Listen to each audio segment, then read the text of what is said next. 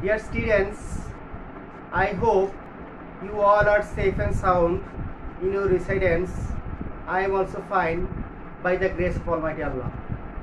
Dear students, you know about the present situation of the world.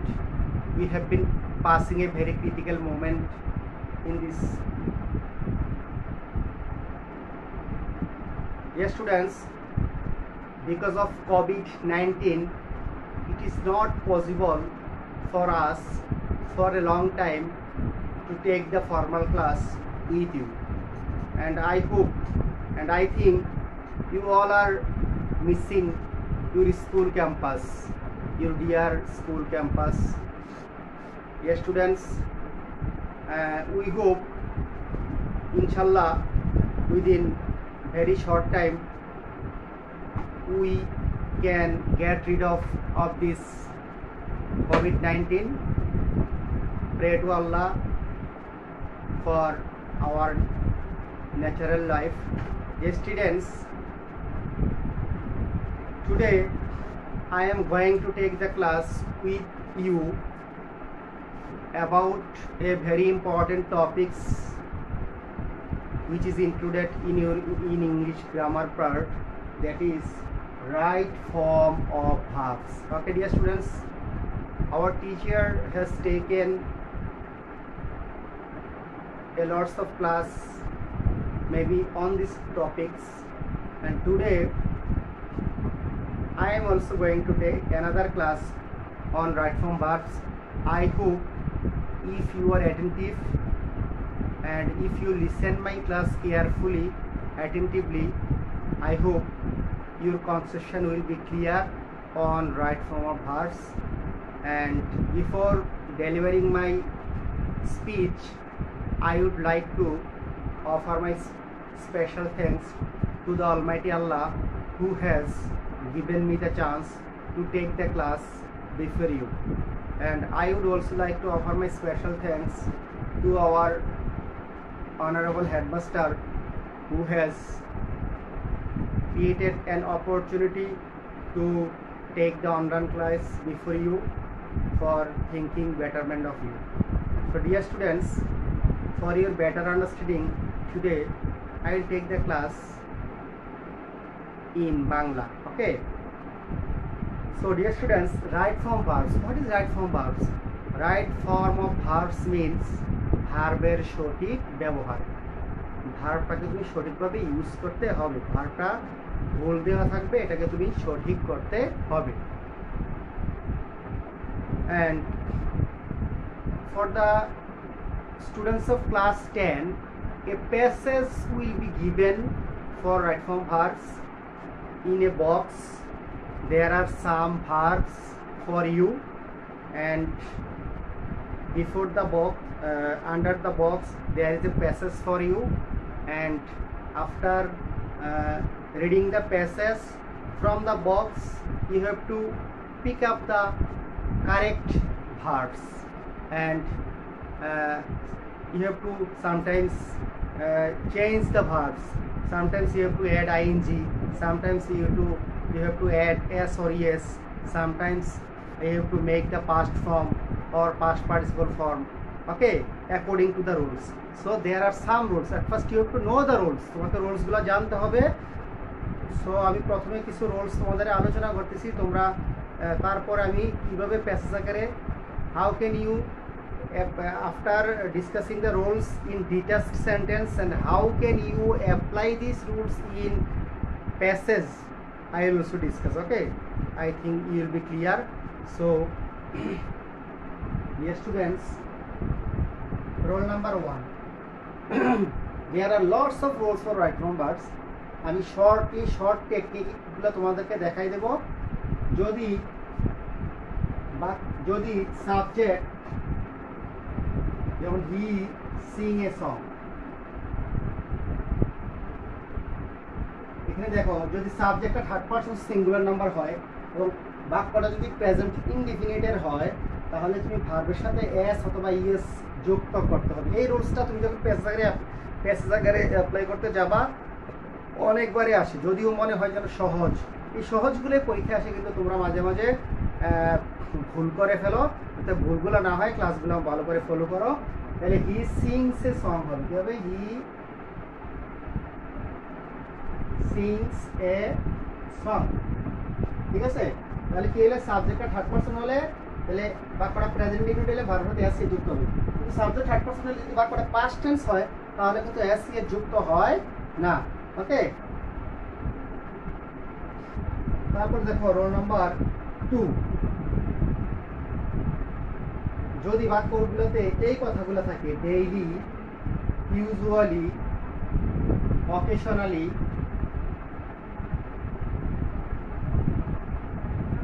Normally, often, everyday, এগুলো তোমরা খাতায় লিখে নিবা। এভরিডে, সামটাইমস, রেগুলারলি, এই কথাগুলো যদি থাকে, এই কথাগুলো মনে রাখবো, তাহলে বাক্যটা প্রেজেন্ট ডিফিনিট হয়। এবং সাবজেক্ট যদি থার্ড পারসন সিঙ্গুলার নাম্বার হয় তাহলে ভার্বের সাথে এস এস যুক্ত হয়। যেমন example, he usually go to school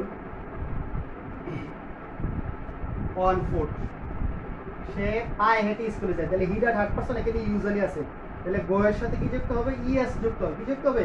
ES যুক্ত হবে। এটা আরেকটা রোল, তোমরা এগুলো লিখে নিবা খাতায়, কেমন? তাহলে তোমাদের মনে থাকবে।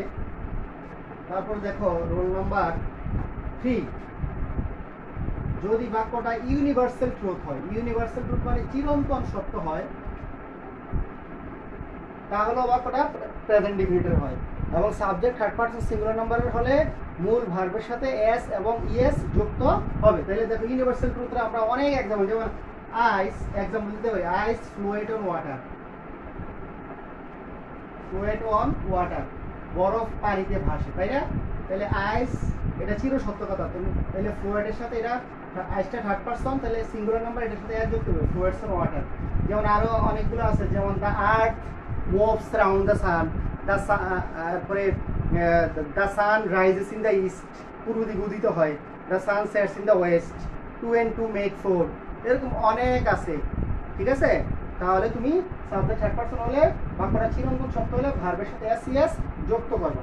তারপরে দেখো রোল নাম্বার 4। অনেকগুলো রুলস রাইট ফর্মের মধ্যে আছে, তোমরা এই রুলসগুলো শিখতে হবে।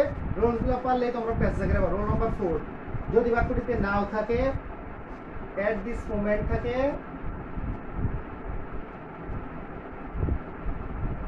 at present থাকে, কি থাকে? now at this moment at present থাকলে এগুলো দ্বারা প্রেজেন্ট কন্টিনিউয়াস টেন্স বোঝায়। প্রেজেন্ট কন্টিনিউয়াস ঘটনাটা কি? সাবজেক্টে বলে তোমাকে রাইট ফর্ম ভার্ব পড়তে হলে অবশ্যই ভার্বের রূপ, কনজুগেশন অফ ভার্ব, ভার্বের 3টা রূপ, প্রেজেন্ট, পাস্ট, পাস্ট পার্টিসিপল। কখনো তোমাকে ভার্বটাকে পাস্ট পার্টিসিপল করতে হবে, কখনো পাস্ট ফর্ম করতে হবে, কখনো এস এর যুক্ত করতে হবে, কখনো আইন যুক্ত করতে হবে, এবং টেন্সের স্ট্রাকচার সম্পর্কে ভালো ধারণা থাকতে হবে। আমরা অনেক সময় দেখা যায় আমরা যখন ক্লাস করাতে যাই, ক্লাস 10-এ পরে একটা স্টুডেন্ট কিন্তু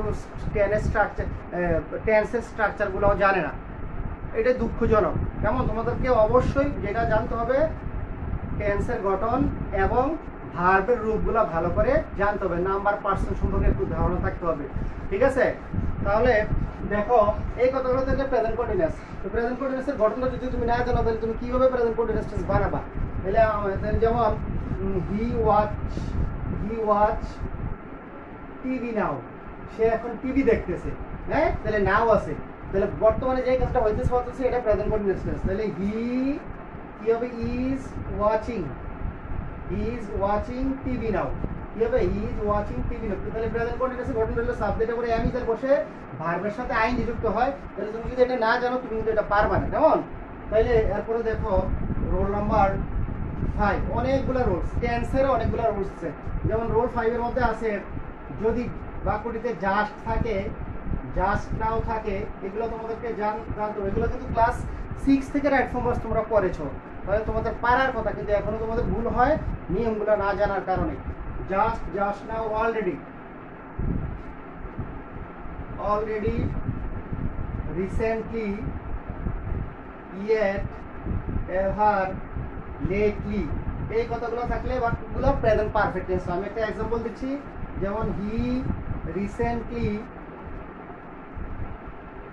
visit the zoo, he recently visit the zoo. তাহলে রিসেন্টলি থাকলে প্রেজেন্ট পারফেক্ট টেন্স হবে। তাহলে প্রেজেন্ট পারফেক্টের গঠনটা তোমাকে জানতে হবে। সাবজেক্টের পরে হ্যাভেস, তাহলে হি এর সাথে বসে হ্যাজ, তারপরে রিসেন্টলি লেখো, এরপরে প্রেজেন্ট পারফেক্টে ভার্বের পাস্ট পার্টিসিপল হয়। তুমি যদি না জানো ভার্ব বা কোন ফর্ম হয় তাহলে কিন্তু তুমি পারবে না। এই কারণে ভার্বের রূপগুলো এবং টেন্সের গঠনগুলো তোমাদেরকে জানতে হবে। Visited the zoo, recently visited the zoo. তারপরে দেখো রোল নাম্বার 6, অনেকগুলা রোলস আছে, তবে আমি কিছু কমন নিয়ম যেগুলো তোমাদের পরীক্ষার জন্য কাজে লাগে আমি এই রুলসগুলো আজকে আলোচনা করবো। কেমন, যেগুলো তোমাদের পরীক্ষায় সচরাচর আসে প্যাসেজ আকারে, যেগুলো তোমাদেরকে অ্যাপ্লাই করতে হবে। আমি এই রুলসগুলো আলোচনা করে তারপর প্যাসেজ থেকে তোমাদেরকে বুঝিয়ে দেবো। এবার রোল নাম্বার 6-এ দেখো, যদি বাক্যগুলোতে অতীত নির্দেশক শব্দ, অতীতের কথা বোঝায়, যেমন ইয়েস্টারডে,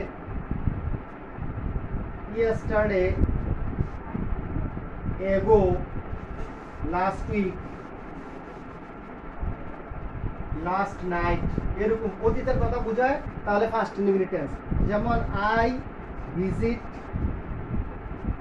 দ্য জো ইয়েস্টারডে, আমি গতকালকে, তাহলে ইয়েস্টারডে থাকলে অতীতের কথা বোঝায়। পাস্ট ইনডিফিনিটে সাবজেক্টের পরে মূল ভার্বের পাস্ট ফর্ম হবে, ভিজিটেড হবে, ঠিক আছে।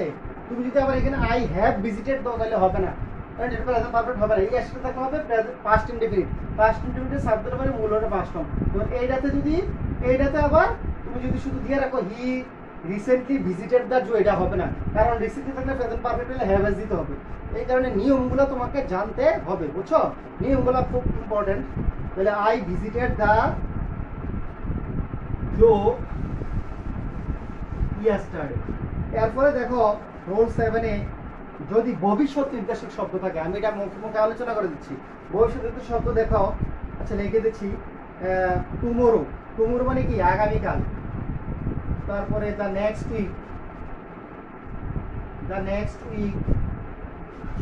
তারপরে দ্য নেক্সট মান্থ,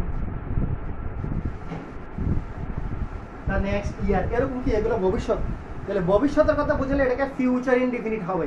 ফিউচার ইনডিফিনিটের গঠনটা হচ্ছে সাবজেক্টের পরে শ্যাল অথবা উইল, তারপরে মূল ভার্বের প্রেজেন্ট ফর্ম, তারপরে বাকি অংশ, শ্যাল উইলের পরে মূল ভার্বের প্রেজেন্ট ফর্ম, তারপরে বাকি অংশ। যেমন আমি এক্সাম্পলটা একটু উপরে লিখতেছি তোমাদের সুবিধার জন্য, এক্সাম্পলটা আমি উপরে লিখতেছি।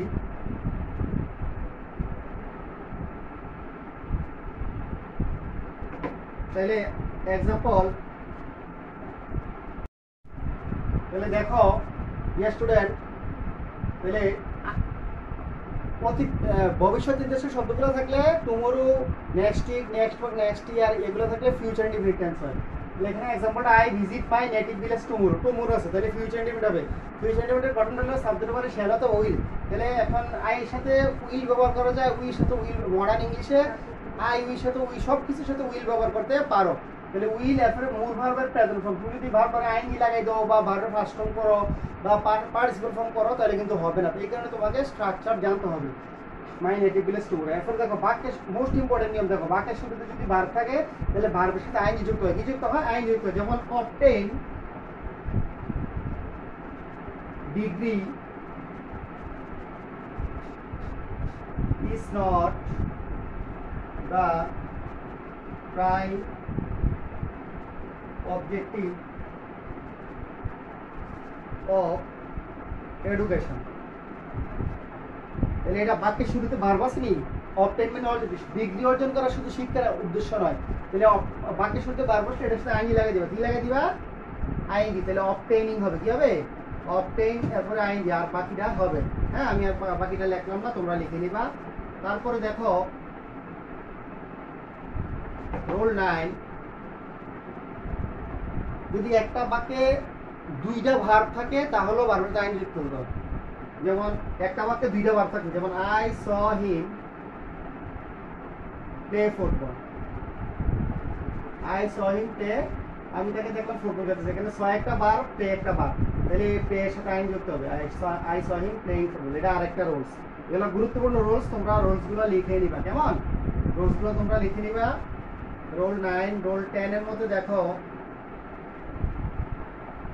যদি বাক্যটা উড ইউ মাইন্ড দ্বারা শুরু হয়, আমি আইএনজি গুলো আগে দেখাচ্ছি। হ্যাঁ, কোন কোন ক্ষেত্রে আইএনজি হয়? Would you mind would you mind open the door?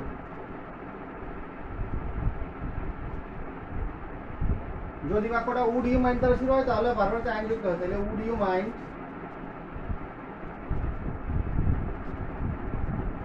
mind opening the door হবে। কি হবে? would you mind opening the door। তাহলে আরেকটা নিয়ম আছে দেখো, কখন আইন যুক্ত হয়? with a view to, এই যে with a view to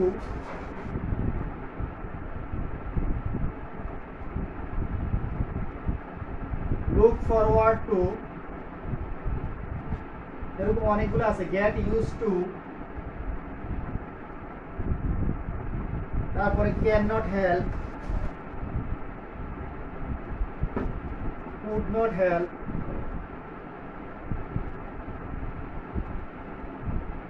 preposition, হ্যাঁ, এইগুলোর পরে ভার্বের আইন যুক্ত হয়। তোমরা এগুলো একটু নোট করে নাও, এগুলোর পরে ভার্বের কি যুক্ত হয়? আইন যুক্ত হয়। এরপরে দেখো রোল 12তে আছে আইনজি কখন যুক্ত হয়। আমি তোমাদেরকে যেমন বাই এবং উইদাউটের পরে আইন যুক্ত হয়। বাই এবং উইদাউটের পর, বাই এবং উইদাউটের পর জিরান্ড হয়। জিরান্ড মানে ভার্বের সাথে আইন যুক্ত হয়। কি হয় ভার্বের সাথে? যেমন by reading attentively, by reading attentively you can make a good result. বুঝতে পারছো? এরকম বাই এবং উইদাউটের পরে কি হয়? ভার্বের সাথে আইনজি যুক্ত হয়।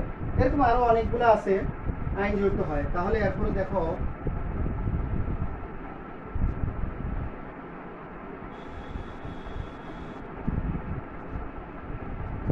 এবার দেখো আরেকটা রুলস আছে, রোল 13, টু এর পরে, এই টু এর পরে ভার্বের সবসময় প্রেজেন্ট ফর্ম হয়, মানে টু সহ ভার্বকে ইনফিনিটিভ বলে। মোস্ট ইম্পর্টেন্ট, এটাও পরীক্ষার মধ্যে থাকে প্যাসেজের মধ্যে। টু এর পরে ভার্বের সবসময়, টু এর পরে ভার্বের সবসময় প্রেজেন্ট ফর্ম হয়। কি হয়? প্রেজেন্ট ফর্ম হয়। যেমন example, I am ready to do it, তাহলে টু এর পরে এই ডুটা ডুয়ে থাকবে। টু এর পরে কি থাকবে? টু এর পরে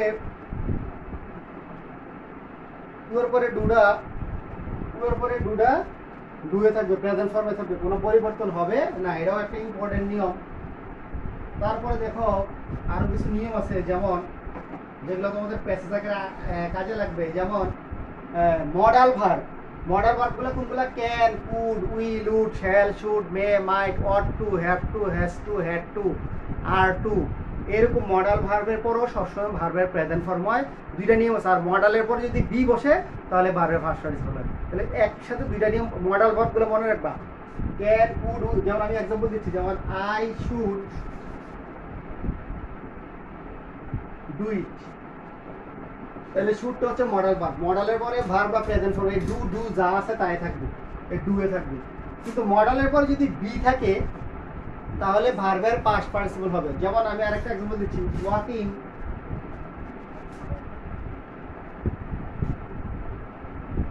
শুড বি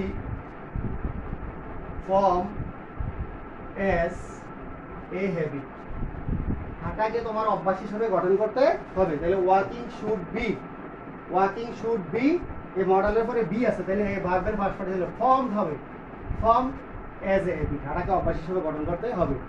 ঠিক আছে? এই নিয়মগুলো তোমাদের জন্য ইম্পর্টেন্ট। এগুলো পরীক্ষায় মানে প্যাসেজ আকারে বেশিরভাগ থাকে, যেগুলো থাকে আমি এগুলো করাচ্ছি। অনেক রুলস আছে আমি যেগুলো থাকে এগুলো তোমাদেরকে করাই। যেমন রোল আরেকটা রুলস আছে প্যাসিভ ভয়েস, এটাও থাকে। প্যাসিভ ভয়েসের ক্ষেত্রে অনেক সময় প্যাসিভ ভয়েসের ক্ষেত্রে কি হয়? Am, is, are, was, are, have been, has been, shall be, will be, will be, being, tense অনুসারে আমরা এক একটা ভার্ব ইউজ করি।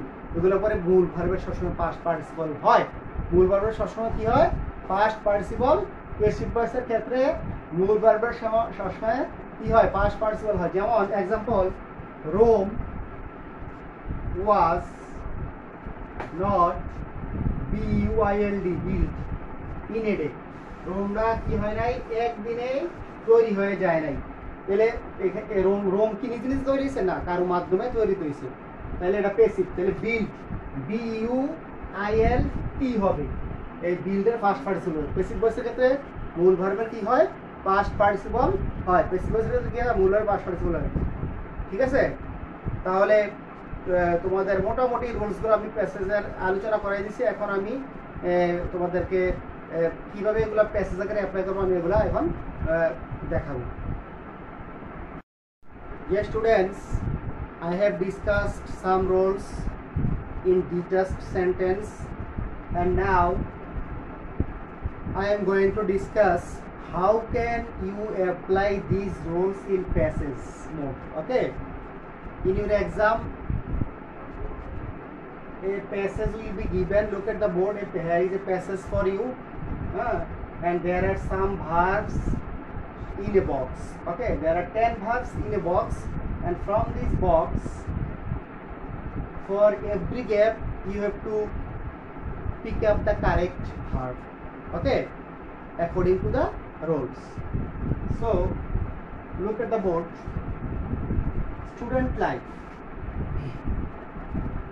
has the golden season of life. তোমাকে অর্থ বুঝতে হবে, কেমন ওয়ার্ড মিনিংগুলো ভালো করে বুঝতে হবে, তোমার ভোকাবুলারি পাওয়ারটাকে এনরিচ করতে হবে। You should enrich your vocabulary power. And how can you enrich your vocabulary power? If you go through any passage, any passage, any composition, any paragraph, there are some words, and if you go through in your textbook in English first word, there are some words which is unknown for you. Okay, you do not know the meaning of this word, you do not know the synonyms and antonyms of this word, so you have to know the synonyms and antonyms and the meaning of this word. In this way, day by day you can increase your vocabulary power. ঠিক আছে, তুমি তোমার শব্দ ভান্ডারকে enrich করতে পারো। ঠিক তদ্রুপ এক নম্বর স্টেপে তো তোমাকে এই যে ওয়ার্ড মিনিংগুলো জানতে হবে, এই যে ক্লুগুলো দেওয়া আছে এগুলো ওয়ার্ড মিনিং, প্যাসেজের ওয়ার্ড মিনিং, প্যাসেজের ভাবটা বুঝতে হবে যে এটা কোন দিকে কথা বলতেছে। ঠিক আছে, তাহলে তুমি এখান থেকে একটা ভার্ব সিলেক্ট করতে পারবা। তারপরে রোলস অনুসারে ভার্বটা কি, এটা কি আইএনজি যুক্ত হবে, এটার সাথে কি এসইএস হবে, না ভার্বের পাস্ট ফর্ম হবে, না প্রেজেন্ট ফর্ম থাকবে, না এটা পরিবর্তন হবে না। এখন তুমি ওই রুলসগুলো উপরে ভিত্তি করবে, কেমন ডিপেন্ড করবে, রুলসগুলো পারলে তুমি পারবা। তাহলে student life has the golden season of life. আমি তোমাদেরকে লাস্টের দিকে একটা নিয়ম পড়েছিলাম, যদি প্যাসিভ ভয়েস হয়, প্যাসিভ ভয়েসের ক্ষেত্রে এম ইজ আর ওয়াজ এর পরে মূল ভার্বের পাস্ট পার্টিসিপল হয়।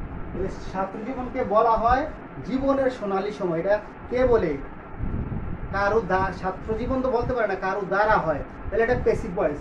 তাহলে জীবনের সোনালী সময় বলা হয়, এখনো বলা হয়, ভবিষ্যতে বলা হবে, এবং অতীতও বলা হয়েছিল। তাহলে এরকম হলে এটা প্রেজেন্ট ইনডিফিনিট টেন্স হয়। প্রেজেন্ট ইনডিফিনিটে প্যাসিভ ভয়েসে এম ইজ আর হয়, তাহলে স্টুডেন্ট লাইফের সাথে ইজ হবে। বলা হয়, বলা হয় ইংরেজি এখানে দেখো আছে, কোথাও আছে কল, তাহলে প্যাসিভ ভয়েসে ভার্বের ফার্স্ট পার্টিসিপল কল্ড হবে, কি হবে, কল্ড। তাহলে এই নিয়মটা আমরা পেয়ে গেলাম, এটা আমি তোমাদের সেন্টেন্স আকারে পড়াইছি। এরপরে দেখো this dash the time when we should dash ourselves for future. This dash the time, এটা হচ্ছে একটা সময় when যখন we should, আমি একটা নিয়ম করেছিলাম যে মডাল ভার্বের পরে ভার্বের প্রেজেন্ট ফর্ম, এখানে মডাল আছে, ভার্বের প্রেজেন্ট ফর্ম হবে, একটা ভার্ব যে ভার্বটা দিবে এটা প্রেজেন্ট ফর্ম হবে। তাহলে তুমি ওই সেন্টেন্স আকারে নিয়মগুলো একটু মনোযোগ দিয়ে ফলো করলে এগুলো পারবা। তাহলে দিস বি ভার্ব হবে, বি যদি থাকে তাহলে বি এর জায়গায় এম ইজ আর ওয়াজ আর হয়, কি হয়, বি এর জায়গায় কি হয়, am is are present tense হলে হয় am is are past tense হলে ওয়াজ হয়। তাহলে এটা প্রেজেন্ট টেন্স বুঝতে, তাহলে দিস ইজ হবে, দিস ইজ দ্য টাইম, এটা হচ্ছে সময় when we should। এই ছাত্র জীবনে আমরা কি করব, ছাত্র জীবনে আমরা আমাদের এই যে তোমাদের এখন ছাত্র জীবনে, এটা তোমাদের নিজেদেরকে গড়ার সময়, কিভাবে পড়াশোনার মাধ্যমে নিজেকে তুমি বিল্ড আপ করবে for your better career, for your better future, for your bright future, তাই না। তাহলে দেখো when we should dash ourselves, তাহলে when we should প্রিপেয়ার হবে, প্রিপেয়ার। তাহলে আমি একটা নিয়মও করেছিলাম যে মডালের পরে, মডাল ভার্বের পরে ভার্বের সবসময় প্রেজেন্ট ফর্ম, এটা প্রেজেন্ট ফর্ম আছে, প্রেজেন্ট ফর্ম, কিন্তু মডালের পরে যদি বি বসে তখন ভার্বের ফার্স্ট পার্টিসিপল হবে, তাই না। তাহলে এটা তোমরা বুঝতে পারছো, ফর ফিউচার। তারপর দ্য ভেরি হ্যাবিটস, এই যে অভ্যাসটা যেটা গঠিত হয় ছাত্র জীবনে, তাহলে এখানে ভার্বের ফার্স্ট পার্টিসিপল হবে, ফর্মড। দ্য ভেরি হ্যাবিটস এখানে ফর্ম আছে, এটা ফর্ম হবে ভার্বের ফার্স্টে ফর্ম ইন স্টুডেন্ট লাইফ, যেটা ছাত্র জীবনে গঠিত হয়। এটা পরবর্তী জীবনও তোমার ছাত্র জীবনে যদি একটা অভ্যাস তুমি যদি খারাপ একটা অভ্যাস গঠিত হয়, এটা পরবর্তী জীবনও থেকে যায়। ভালো একটা অভ্যাস গড়ে দিলে এটা পরবর্তী জীবনে, তাহলে এটা হবে উইল ইনফ্লুয়েন্সও দিতে পারো অথবা শুধু ইনফ্লুয়েন্সও দিতে পারো। ঠিক আছে, আমি কিন্তু আর বেশিক্ষণ না, একটু পরে আমাদের ক্লাস শেষ হয়ে যাবে ইনশাল্লাহ, তোমরা মনোযোগ দাও। তাহলে উইল ইনফ্লুয়েন্স অথবা শুধু ইনফ্লুয়েন্স দিলেও পারো। এরপরে right from the student life they dash be, ছাত্র জীবন থেকে তাদেরকে হতে হবে কেয়ারফুল। তাহলে এখানে একটা মডেল বার করবে, শুড আছে, তাহলে দেখো শুড হবে দে শুড বি, কি হবে দে শুড বি কেয়ারফুল। এখানে দেখো ইন, এই যে আমি একটা নিয়ম করেছিলাম যে with a view to look for to get is to can't help could not help, preposition. এই যে ইন হচ্ছে প্রিপজিশন, প্রিপজিশনের পরে ভার্বের সাথে আইন যুক্ত হবে, ইন মেইনটেইন হবে, মেইনটেইনিং হবে, মেইনটেইনিং ডিসিপ্লিন। ছাত্র জীবন থেকেই আমরা কি করব, আমরা নিয়ম শৃঙ্খলা মেনে চলবো। আমরা যদি ডিসিপ্লিন না হই তাহলে আমরা জীবনে উন্নতি করতে পারবো না, তাই না? They should dash their time, দেখো মডেল বোর্ড দ্বারা আরেকটা আসছে, এটা কিন্তু একটা বোর্ডে আসছে, একটা বোর্ডের পরীক্ষায়। এটা কোন বোর্ডে জানি কত সালে, এটা মনে হয় আসছে, এটা আসছে তোমাদের কুমিল্লা বোর্ডে 2017 সালে এসএসসি পরীক্ষা আসছে এইটা। ঠিক আছে, তাহলে দেখো, তাহলে মডেল বোর্ড দ্বারা আরেকটা নিয়ম, they should dash their time properly, তাহলে ইউজ হবে, ইউজটা প্রেজেন্ট ফর্মে থাকবে। তুমি যদি ইউজের সাথে আইএনজি লাগাই দাও বা ইউজড করো তাহলে হবে না, কারণ নিয়মটা আছে মডেলের পরে ভার্বের, তাহলে তোমাকে অ্যাট ফার্স্ট রোলস শিখতে হবে। আমি যে রোলসগুলো আলোচনা করলাম, তাহলে if they do not proper use their time, যদি তারা তাদের টাইমের সঠিক ব্যবহার না করে, না করে, তাহলে কি হবে, they will not dash in life. এটা দেখো, এটা আরেকটা মডেল ভার্ব আসছে, তাহলে উইলের পরেও কি হবে, ভার্বের প্রেজেন্ট ফর্ম সাকসিড হবে, SUCCED, সাকসিড ইন লাইফ। ঠিক আছে, তাহলে দেখো আরেকটা মডেল ভার্ব আসছে, দে শুড, এটা তুমি গেট দিতে পারো, গেট পাঞ্চুয়াল। মডেলের পরে ভার্বের প্রেজেন্ট ফর্ম, তাদেরকে কি হবে, সময়নিষ্ঠ হতে হবে। তাহলে ডিয়ার স্টুডেন্ট দেখো, তোমরা যদি একটু এই প্যাসেজটাই ফলো করো, তাহলে আমি যে রোলসগুলো আগে সেন্টেন্স থেকে আলোচনা করছি, এই রোলসগুলো থেকে অনেকগুলো রোলস এখানে চলে আসছে। So dear students, now I am going to finish my class, and before finishing my class, in the beginning of my class I also told you at first you have to learn the rules, and if you learn the rules, and it is possible for you to apply these rules in passage. Okay, so dear students, I hope if you follow my classes attentively, you will be able to clear your conception about right from verbs. And now I am going to finish my class. Till then, Allah, see you again in the next class.